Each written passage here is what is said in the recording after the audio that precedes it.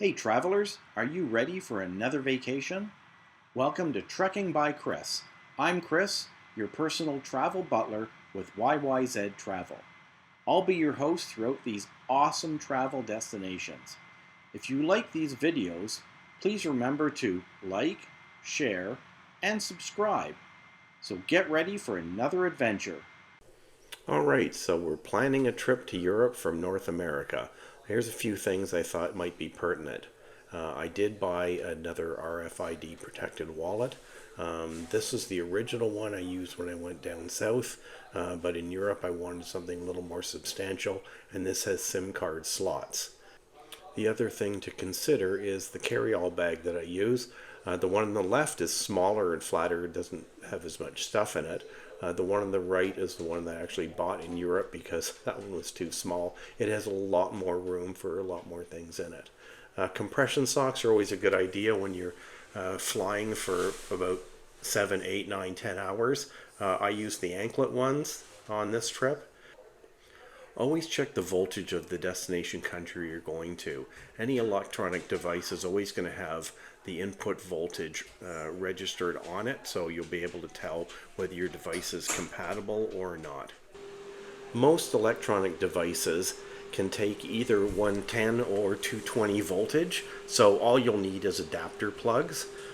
And you may also find that there's a lot of USB ports available, but again, you may need an adapter to switch from USB-C to USB.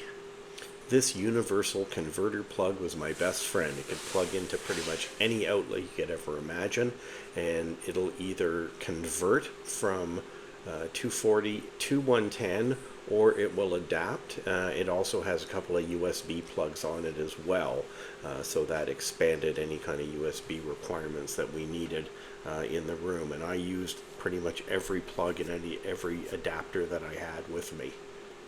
Having a small first aid kit with us was a great thing. Just knowing that you have that comfort, that if you ever need some bandages or some antibiotic ointment, that you've got it with you and can take care of any small abrasions or cuts that you may encounter. In case of the inevitable drip or spill, always have a little bit of laundry detergent or Tide pen on hand. Take care of those small stains. A dollar store rain poncho will save you some room by not having to bring any kind of a raincoat.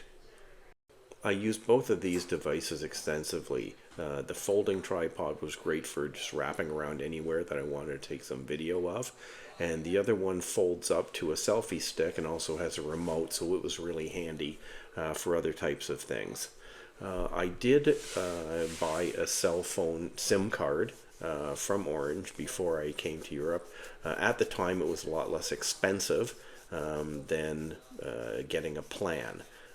So just check whether you can get a plan or whether pre-buying a SIM card is a better option for you. I recommend bringing both types of earbuds. The wired ones I used on the plane and a few other places, but most of the time the Bluetooth earbuds are the ones that I used on the trip. The other thing I'll just stress is make sure you have comfortable shoes. We did a lot of walking, so comfortable walking shoes are an absolute must for any river or European vacation. So hopefully you got some good things to think about there, and that what I brought hopefully will help you on your vacations. So have a great time, and thanks for listening.